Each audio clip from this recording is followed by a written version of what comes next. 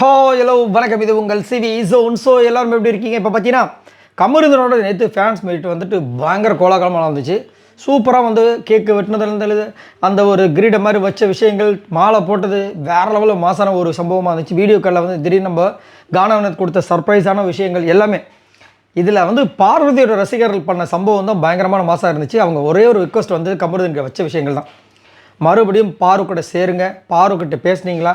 ஒருத்தர் கேட்டிருப்பாங்க, பாருக்கிட்ட பேசுனீங்களா, பார்வை கைவிட்டுறாதீங்க அப்படின்போது முதல்ல தான் அப்படின்னாரு, அப்புறம் அப்படின்ற மாதிரி சொன்னாங்களான்னு தெரியல. ஆனால் பார்வை பற்றி ஸ்ட்ராங்கான ஒப்பீனியன் வைக்கல.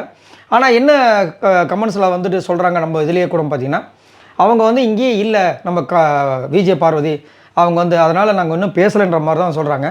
அதே மாதிரி இன்னும் ஒரு சில பேர் என்ன எதிர்பார்க்குறாங்கன்னா, அவங்களும் சர்ப்ரைசிங்காக வந்துட்டு ஃபினாலேக்கு வர வாய்ப்பு இருக்குது அப்புறம் மறுபடியும் சொல்கிறாங்க. நான்லாம் ரொம்ப ஆவலை எதிர்பார்த்துட்ருக்கேன். ஏன்னா பிக் பாஸ் சீசன் 9 கண்டிப்பாக விஜய் பார்வதியை மறக்க முடியுமா? எவ்வளோ விஷயங்கள் பண்ணியிருக்காங்களே. இப்போ என்னென்னா, இவங்களுடைய அந்த ஃபேன்ஸ் மீட் அந்த விஷயங்களை வந்து அவங்களுடைய நண்பர்கள் வந்து ஷேர் பண்ண விஷயங்கள் எல்லாத்துலேயும் பார்த்தீங்கன்னா, பார்வதி ரசிகர்கள் உங்களுடைய காம்போ நாங்கள் எதிர்பார்க்குறோம், பார்வதியை கைவிட்டுறாதீங்க, பார்வதியும் நீங்களும் லைஃப்பில் வந்துட்டு சக்ஸஸ்ஃபுல்லாக வந்துட்டு கப்புலாக மாறணும், இந்த மாதிரி நிறைய விஷயங்கள் பார்வதியை பற்றி எக்கச்சக்கமாக வந்துட்டு போட்டிருக்காங்க.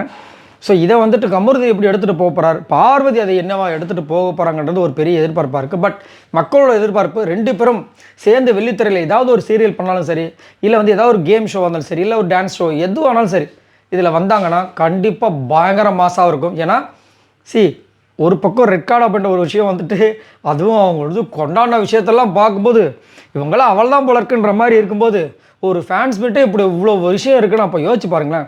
அதே மாதிரி நிறைய இடங்களில் பார்த்தீங்கன்னா அவங்களோட அந்த ஜோடி எதிர்பார்க்குறாங்க. ஸோ அது உண்மையிலே ஒரு பெரிய வெற்றி. அந்த ரெட் கார்டெலாம் கொடுக்காம அமைச்சிருந்தாங்கன்னா இன்னும் செம்ம மாதம் போயிருக்கலாம். பட் கண்டிப்பாக இது வந்து ஒரு ஓகே, நோ ப்ராப்ளம். ஸோ அங்கே வந்து கமருதீனுக்கு வந்துட்டு நிறைய விஷயங்கள் பாருன்னு போயின்னு இருக்கு. பார்க்கலாம் அவர் வந்து பார்வை பார்க்குறாரா இல்லையா அப்படின்ட்டு.